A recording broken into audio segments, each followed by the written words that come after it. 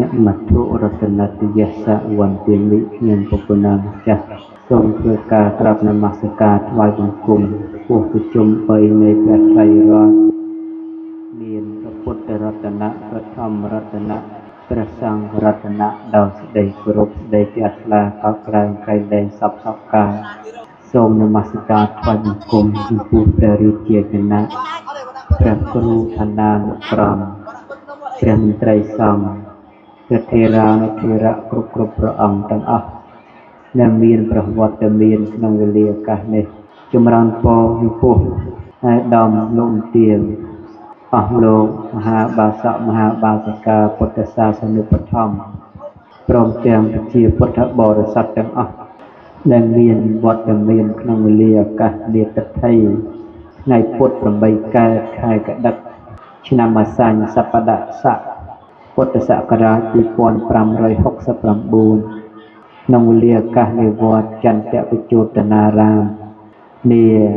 ថ្ងៃចម្រើនព្រះបរិត្តផ្ដើមនៅអង្គឋិនការមហាសាមគ្គីដែលរាល់វត្តអារាមទាំងអស់ទូទាំងរាជាណាចក្រក៏ដូចជាសកលនៃព្រះពុទ្ធសាសនាថេរវាទយើងដែលដល់ឱកាសវេលាដែលព្រះសង្ឃបានបវរណាចេញនៅព្រះវស្សាអស់ខែ3ហើយក៏រមែងទទួលយកនៅកឋិនដែលកើតឡើងពីបរិស័ទពីកឋិនក្នុងទីនេះមែនតែនទៅសំដៅលើក្បាល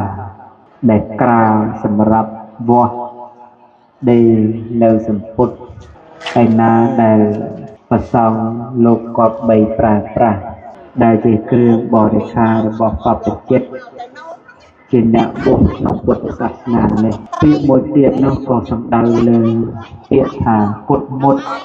ធម្មជាតិណាចំគ្រាកនៅអានិសង្ឃ5ឲ្យជាប់លាប់ឲ្យខ្ជាប់ខ្ជួន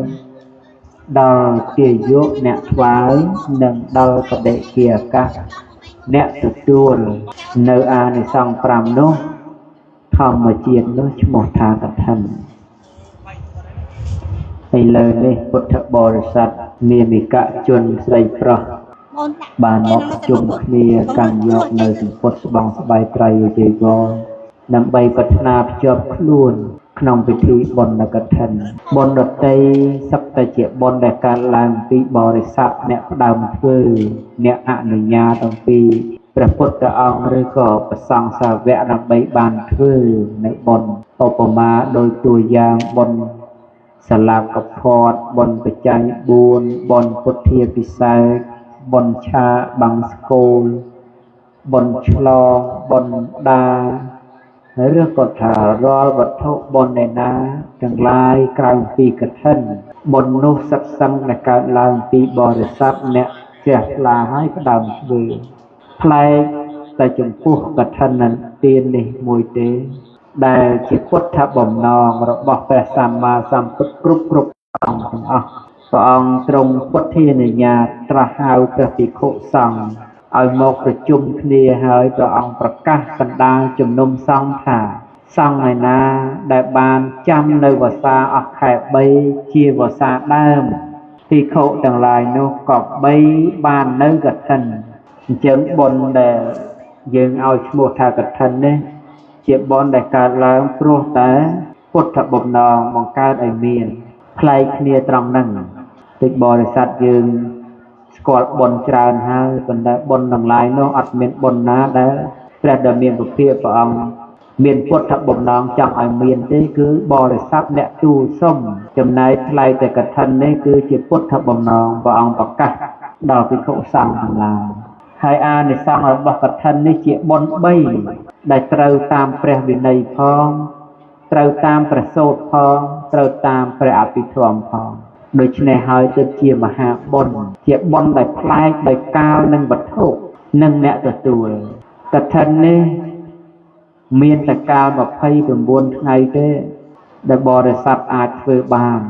កឋិននេះមានតែសម្ពុត3ឬក៏ថាសម្ដៅយកនៅសម្ពុតទើបយកមកធ្វើជាកឋិនបានផ្លែកដោយអ្នកទទួលគឺ មានតែព្រះភិក្ខុសង្ឃដែលបានគង់ចាំព្រះវស្សាតែមួយមុខគត់ដែលជាអ្នកអាចទទួលក្រាលក្រងនៅកឋិននឹងបានអញ្ចឹងជាបុណ្យផ្លែជាបុណ្យចម្លែកប៉ុន្តែផ្លែចម្លែកយ៉ាងនេះក៏ដោយក៏បរិស័ទខ្លះនៅមានសេចក្តីសង្ស័យសេចក្តីខ្លាចរអាចំពោះបុណ្យកុសលដែលកើតឡើងពីកឋិនជាពិសេសក្នុងសង្គមខ្មែរយើងតែងតែប្រកាន់ជ្រុលរហូតឲ្យធ្វើខ្លួនជាអ្នកមួលបង្កាត់ពុទ្ធដីកាដោយមិនដឹងខ្លួនដោយតួយ៉ាងរឿងតលតែពេញមានតម្លងឬក៏ថាចាស់ទៅអីទៅទើបអាចធ្វើកឋិនបានទើបអាចជួលត្រៃកឋិនបានជាដើមណាអានឹងសិតតែពាក្យមួលបង្កាត់ពុទ្ធដីកាហើយអស់លោកណាខំប្រឹងធ្វើអញ្ចឹងអស់លោកនឹងធ្លាក់នរកដូចគេច្រានទម្លាក់អញ្ចឹងមិនមែនបុណ្យទេណាស្ដាប់បានណាតិចទៅនិយាយបង្អើលក្មេងថាណែមាននាងណែក្មួយឯងណែក្មេងអញ្ចឹងអីអញ្ចឹងមិនអាចធ្វើកឋិនបានទេមិនអាចទូលត្រៃកឋិននេះបានទេ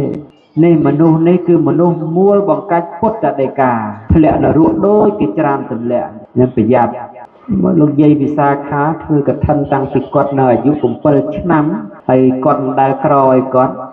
តែមួយថ្ងៃក៏លោកយាយវិសាខាមិនដែលស្គាល់ថាក្រដែរមិនដែលស្គាល់ថាខ្វះដែរហើយធ្វើកឋិនតាំងដល់ពី7ឆ្នាំណាអញ្ចឹងឈ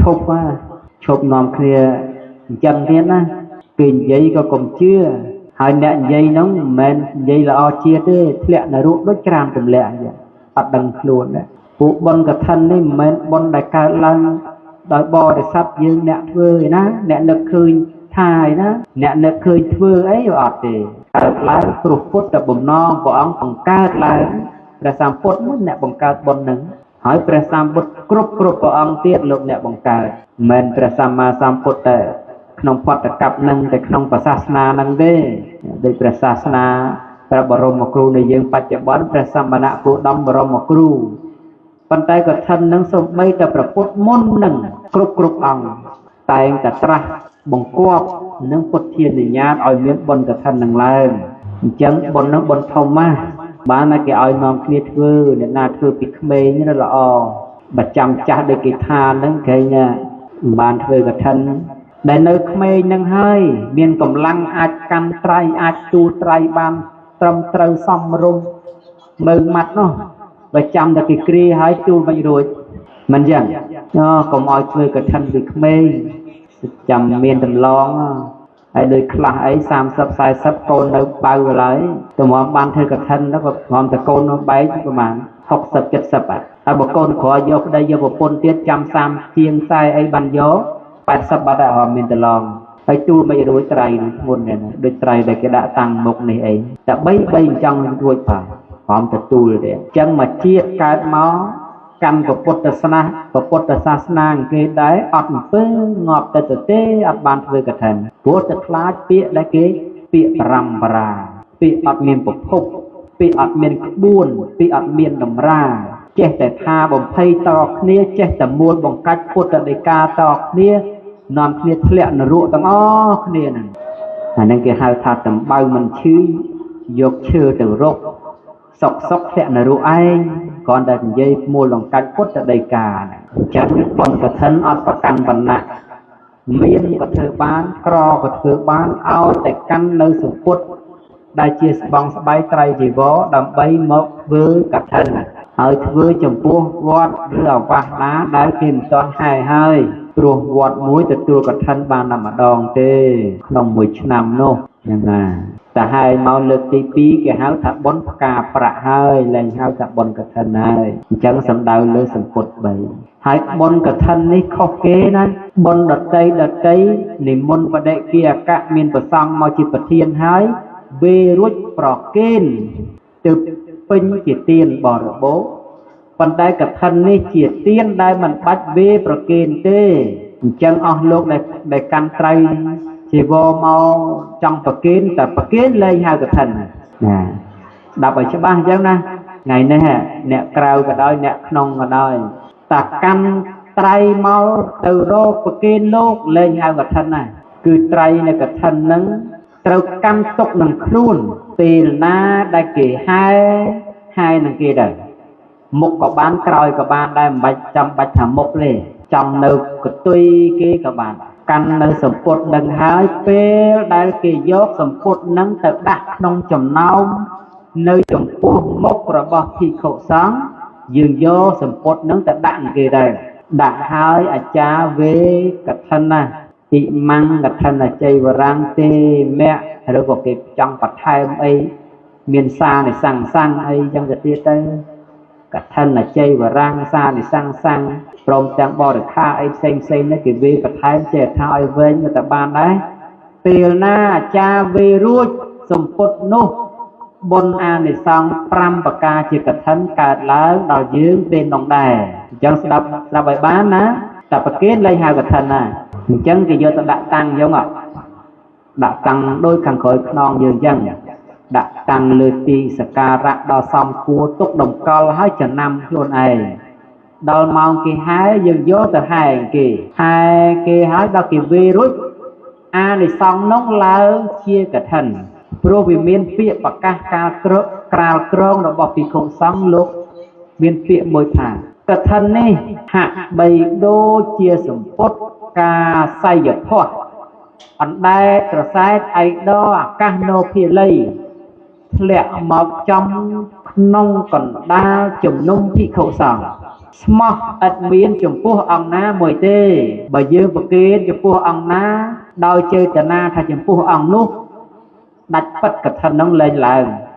យើងអានិសង្ស5អត់មានបានតែអានិសង្សធម្មតាគឺអានិសង្សប្រគេនចីវរបើអានិសង្សកឋិន5អត់មានទេឡើងមិនកើតទេព្រោះយើងប្រគេនចំពោះហើយអញ្ចឹងមកឃើញបរិស័ទថ្ងៃនេះដល់នេះយកតែសម្ពុតត្រៃរុញមកប្រគេនថ្មមិនទទួលនោះឃើញទេតែកិច្ចនេះព្រោះអីព្រោះតែទទួលលែងកឋិនណាតែបើយកហែងគេវេនជា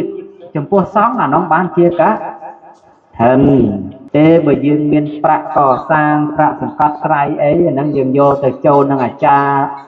ទៅគេកត់ឈ្មោះកត់នាមទុកទៅថាប្រាក់កសាងប៉ុណ្ណេះសែនប្រាក់បច្ច័យ4ឬសង្កត់ត្រៃប៉ុណ្ណោះសែនយើងកត់ទុកអញ្ចឹងទៅប៉ុន្តែត្រៃហ្នឹងកុំឲ្យគេយើងកាន់វេកាន់ហែខ្លួនយើងណាដល់តែយើងដាក់ចូលកដាលជំនុំសង្ឃស្អែកនឹងហើយអាចារ្យវេចប់កាលណាយើងយកអានិសង្ស5ទៅផ្ទះវិញពេលនោះប៉ុន្តែបើប្រគេនលោកពីអាងាកនេះហើយឬស្អីហើយអត់ទេក្នុងកឋិនតែឈ្មោះទេដោយថាចាក់ទឹកកវែងចោលកាន់តែដបទៅផ្ទះវិញចឹងណាអញ្ចឹងចុះថាអញ្ចឹងចុះបើខ្ញុំកណាមិនបាននៅវេឃើញចេះយើងផ្ញើគេថាមិញឯងពូអើយឬក៏ទុកកដាលជំនុំត្រៃចឹងទៅដល់ឲ្យយើងបាននៅហែចាប់តែពីណាគាត់ឃើញត្រៃនឹងមិនមានម្ចាស់គាត់កាន់យកហែជំនួសយើងទៅហើយគេយកទៅដាក់កដាលជំនុំសំឲ្យយើងគេវេកាលណាយើងនៅផ្ទះនោះបានអានិសង្សអញ្ចឹងដែរអានឹងចង់ដែរប៉ុន្តែកុំប្រគេនណាកុំប្រគេនពីឥឡូវណាដល់ក៏ប្រគេនទៅចំពោះទេពខ្ញុំកណាធ្វើកឋិននឹងចំពោះលោកម្ចាស់អង្គនេះលោកម្ចាស់អង្គនោះថាលោកម្ចាស់អង្គណាក៏ដោយព្រះអរហន្តក៏ដោយតាហ៊ានទទួលជាបុគ្គលអត់មានកឋិននោះនៅជាមួយទេព្រោះកឋិននោះវាកើតឡើងតតែសង្ឃតសង្ឃសង្ឃគឺភិក្ខុឯណាលោក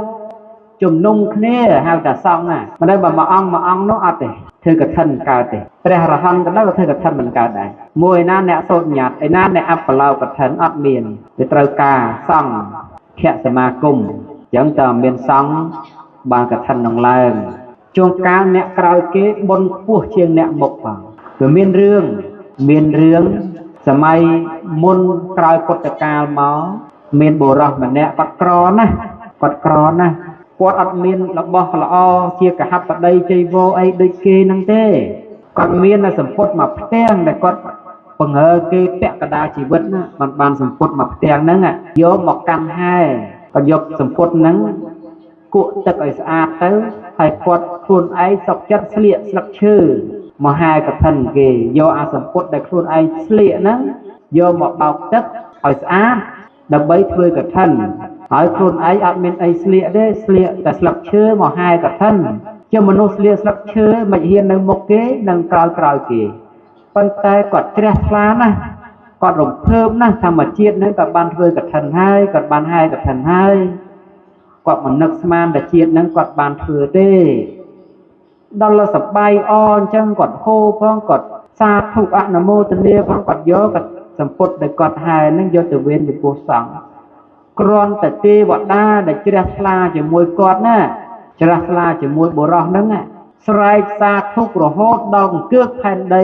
អនុមោទនាបុណ្យពីបុរសដែលក្រលហាមជាងគេហ្នឹងណាអញ្ចឹងបានថានៅមុខនៅក្រោយមិនមែនរឿងសំខាន់ទេរឿងសំខាន់ជ្រះថ្លាហើយប្រកបបជាបានប៉ុណ្ណាអញ្ចឹងបានតែយើងខ្មែរយើងមានឆាយាមមានអីពេលហែហ្នឹងគឺថាធ្វើមិនឲ្យចិត្តយើងសប្បាយនឹកឃើញតែពេលហ្នឹងកំពុងធ្វើកឋិនអញ្ចឹងហើយកុំឲ្យមានចិត្តអរិយសៅម៉ងព្រោះកឋិនវាមិនមែនចាំបាច់ទៅប្រគេនអីដាក់របស់នៅពីមុខសង្ឃវាទៅកឋិនឡើងអានិសង្ឃ5យ៉ាងឡើងហើយបើយើងអត់ទេអត់ដែរចង់ឈ្នះដោយចិត្តខ្លួនឯងកុំធ្វើតាមចិត្តណាធ្វើតាមចិត្តមិនត្រូវទាំងអស់ទេធ្វើតាមច្បាប់ហើយកឋិនហ្នឹងជាកឋិនក្នុងព្រះវិន័យជាបុណ្យក្នុងព្រះវិន័យដែរអញ្ចឹងចោះតែត្រូវច្បាប់បានឡើងកឋិនអត់ត្រូវច្បាប់កឋិនហ្នឹងអត់ឡើងអញ្ចឹងយើងមិនបាច់វេអីយើងមិនបាច់ណាប្រគេនអីទេយើងកាន់ហែស្អែកហ្នឹងហើយបើខ្លួនឯងបាននៅផ្ញើគេឲ្យហើយញ៉ាំអ្នកនៅឲ្យហើយដែលគេថាមីងហើយមីហើយបងឲ្យអូនហើយនេះជួយដង្ហែត្រៃឲ្យខ្ញុំផងខ្ញុំវាជាប់ដោយធរៈប៉ុន្តែធ្វើបន់ផ្ញើគេហ្នឹងវាបានហើយបន់នោះក៏គ្រាន់តែថាវាបានក្នុងកម្រិតណាមួយអញ្ចឹងណាប្រយ័ត្នតែអ្នកដែលគេកាន់ហែហ្នឹងគេសប្បាយជាងយើងគេហ្នឹងហើយបានបន់ជាងយើងនោះអាហ្នឹងដូចថាយើងមានដីគេមានឲ្យយើងខ្ជិលធ្វើណាយើងខ្ជិលធ្វើយើងផ្ញើឲ្យគេធ្វើគេអ្នកធ្វើគេផ្ចិតផ្ចង់ទៅបានផលចំណេញរបស់គេអញ្ចឹងដែរអញ្ចឹងបានថាគ្មានអីក្រៅពីធ្វើខ្លួនឯងទេហើយយើងចេះខ្លាចថាទេមនុស្សច្រើនទៅខ្ញុំធ្វើមិនដល់ថាអត់ទេមនុស្សច្រើនតែមនុស្សទេបើយើងកុំតែរលទៅមនុស្សដោយមនុស្សយើងដោយយើងទេណាស់តែយើងចង់មុខណាមុខនោះក៏វាមិនស្រួលដែរពោះច្រើនពោះក្បាលច្រើនចម្រើនតោះចេញមិនអស់ចូលមិនអស់សម្របគ្នាពោះមួយក្បាលមួយកន្ទុយច្រើនទោះបែករាចេញចូលស្របគ្នាមិនទាស់អ្វីពាក្យត្រង់ហ្នឹងគេចង់ថាតែក្បាលច្រើនអត់ស្រួលទេវាចេញទៅវាទាស់វាចូលទៅវាទើសប៉ុន្តែបើមានក្បាលតែមួយកន្ទុយច្រើនអត់ទាស់ទេក្បាលបត្តនាតែនឹងទាំងអស់គ្នាអញ្ចឹងដែរអញ្ចឹងអានិសង្ឃវាកើតឡើងនៅលើបព្វចេតនាមញ្ញនចេតនាអបរាបរចេតនាដែលជាសទ្ធារបស់យើងមិនមែនកើតឡើងព្រោះមុខព្រោះក្រោយអីទេព្រោះមានពោះក្រអីអត់ទេអ្នកមានធ្វើបុណ្យជ្រះថ្លាបានអានិសង្ឃតាមអ្នកមានរិទ្ធមានទៅអ្នកដែលមជ្ឈុំធ្វើបុណ្យតាមមជ្ឈុំហើយជ្រះថ្លារិទ្ធក្រន់បើទៅអ្នកដែលលំបាកតោចៈធ្វើបុណ្យហើយជ្រះថ្លាក៏ប្រើជាក្រន់ប្រសើរទៅអញ្ចឹងបរិស័ទទាំងឡាយកឋិននេះគឺអញ្ចឹងណាលោកមិនមែនចាំបាច់យើងប្រគេនផ្ទាល់ដៃអីទេហ៊ានតែផ្ទាល់ដៃដាច់ផឹងលែងកឋិនណាទុកឲ្យស្ងៀមកណ្ដាលចំណោមភិក្ខុសង្ឃនឹងទៅហើយបើយើងមានថវិកាប្រាក់ឯណាណីចង់កសាងអីក៏យើងកត់ទុកចូលនឹងអ្នកទទួលត្រឹមត្រូវទៅកន្លែងអាចារ្យកន្លែងគណៈកម្មការអីអញ្ចឹងទៅអានេះរឿងអញ្ចឹងហើយឈប់នាំគ្នាដើរបំភ័យគេបំភ័យឯងណែនាងហើយណែប្អូនហើយកុំធ្វើកឋិនពីក្មេងពីអីកុំណារឿងហ្នឹងរឿងខុសហើយមិនមែនខុសធម្មតាទេខុសធ្លាក់នរកទៀតណាព្រោះមួលបង្កាច់ពុទ្ធដីកាអាយុ7ឆ្នាំក៏ធ្វើកឋិនបានដែរនិយាយភាសាខាគាត់ធ្វើឲ្យមើលហើយមានបរិស័ទផ្សេងគេធ្វើហើយអានិសង្ឃយើងកុំឆ្ងល់ចុះបត្រៃច្រើនម្លឹងកឋិនអញបានបុណ្យអត់ណាហើយបត្រៃនឹងចេញមកវាត្រូវពណ៌មិនត្រូវពណ៌សិពោនឹងវាត្រូវខ្នាតតែអញធ្វើកឋិនទៅបានឡើងជាកឋិនអត់ណោះថាឲ្យតែកាន់សម្ពុតមកអាសម្ពុតមិនតាន់ដេកជាកឋិនក៏ដោយមិនតាន់ដេកជាជីវរក៏ដោយមានអាសម្ពុតមកផ្ទាំងក៏ដោយតែកាន់យកមកដាក់កដាលជំនុំសង្ឃវេជាកឋិនឡើងជាកឋិនទាំងអស់បុណ្យបានទៅវិញហើយ ប៉ុន្តែរឿងឡើងមិនឡើងនៅលើភិក្ខុអ្នកក្រាលក្រងអានេះភាសាទៀតរឿងផលោកទេព្រោះអានិសង្ឃរបស់កឋិនអ្នកធ្វើបាន5អ្នកទទួលបាន5អញ្ចឹងអ្នកធ្វើកាលណាវេរួចគឺថាផល5យ៉ាងហ្នឹងបានទៅខ្លួនឯងហើយចំណែក5របស់ព្រះភិក្ខុសង្ឃឯនេះអាហ្នឹងរឿងផលោកទេបើលោកធ្វើត្រូវលោកបានផលោកទៅបើលោកធ្វើមិនត្រូវអាហ្នឹងអត់ផលោកចឹងទៅហើយនៅផោះយើងនៅបានយល់ទេត្រង់ហ្នឹងតែកាលណាយើងកម្មសម្ពុតហ្នឹងទៅវេហើយអានិសង្ឃ5ប្រការហ្នឹងមានដល់ម្ចាស់ទានគ្រប់គ្នាប៉ុន្តែអានិសង្ឃរបស់ភិក្ខុសង្ឃខ្លួនលោកទេបើលោកធ្វើត្រូវលោកបានខ្លួនលោកបើលោកធ្វើមិនត្រូវអត់ប៉ុណ្ណាកុំខ្វល់លោកចេះដោះស្រាយខ្លួនលោកហើយបើលោកនឹងចេះទៅបានទៅអានិសង្ឃ5ហ្នឹងមកលោកនឹងបរំបរាដែរទៅអត់ទាំងអស់ទៅអត់រឿងលោកដែរប៉ុន្តែយើងបានហើយកុំខ្វល់បើដូចថ្មនិទានមិញចឹងណាថាបរោះគាត់ដល់អសពុតគាត់ស្លៀកផងគាត់យកមហាកឋិននៅអានិសង្ឃគាត់បានរហូតដល់ផ្អើលទេវតាចើរឿងអីដែលយើងកាន់កហបតីជ័យវរបណ្ឌិតមកយ៉ាងហ្នឹងរឿងអីមិនបានប៉ុន្តែឲ្យតែយើងយកសម្ពុតហ្នឹងទៅដង្ហែឲ្យវេប្រគិនសង្ឃកុំឲ្យប្រគិនបុគ្គល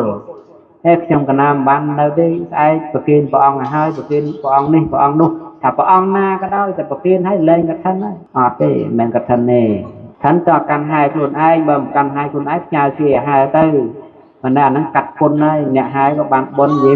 យើងក៏បានបនខ្លះគេបានខ្លះអញ្ចឹងហើយមិនថាបើយើងហែខ្លួនឯងហ្នឹងអានិសង្ឃពេញប្រការយើងស្គាល់ប្រវាស់ទេយកគោទៅប្រវាស់គេតែកូនមកគេមួយយើងមួយអញ្ចឹងបនដូចគ្នាតែបើយើងផ្ញើគេខ្លះយើងខ្លះអញ្ចឹងបើដូចចង់បានដាច់មុខខ្លួនឯងតើធ្វើខ្លួនឯងតើដៃហើយតើដៃតើធ្វើពីក្មេងអញ្ចឹងនៅមានកម្លាំងទូលកម្លាំងហែអញ្ចឹងត្រូវតែចាំចាស់ហើយងាយទេងាយធ្វើកឋិនទេគេហៅ3ជុំវិហារតើបានមកជុំផងដាក់ត្រៃចុះហ្នឹងងាយទេអញ្ចឹងធ្វើពីក្មេងទៅហើយទៅណាបើយើងថាធ្វើកឋិនទៅវាអាប់រាសីវាក្រចុះបើយើងមិនធ្វើកឋិនមិនក៏មិនមានអ្នកអស់គ្នាទៅយើងអាចឆ្ងល់ដែរដូចថាអ្នកដុតខ្ជុងអ្នក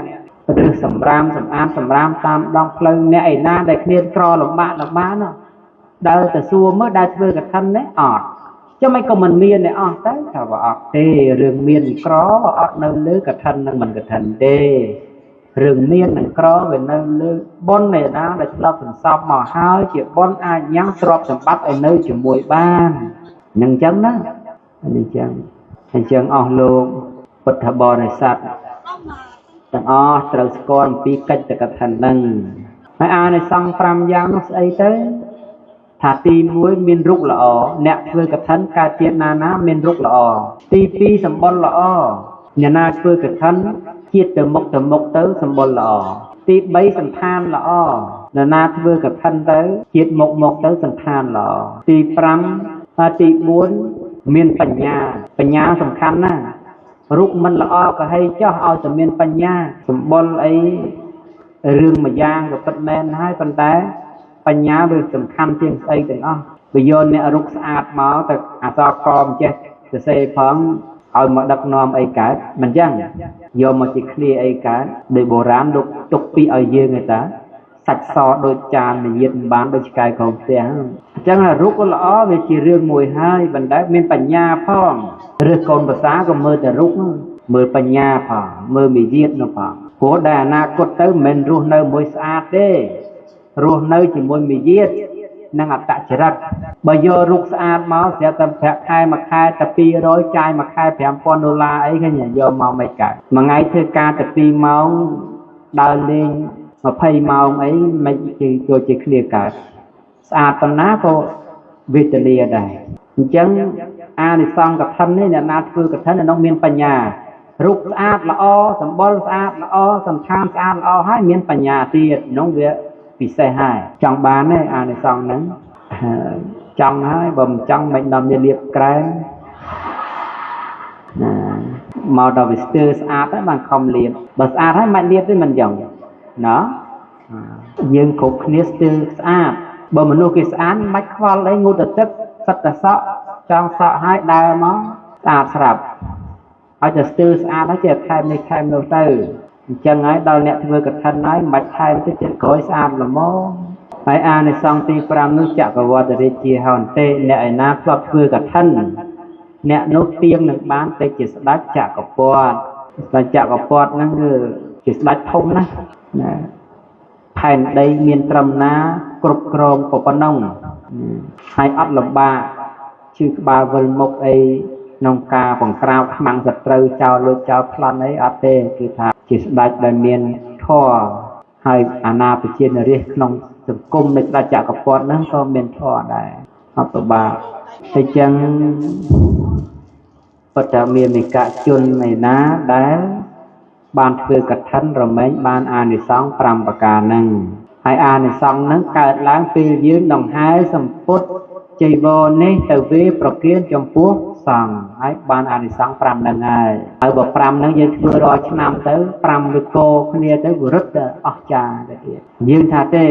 ធ្វើកឋិនធ្វើរាល់ឆ្នាំបានដែរយើងឆ្ងល់អញ្ចឹងឥឡូវយើងសួរអញ្ចឹងទៅវិញថា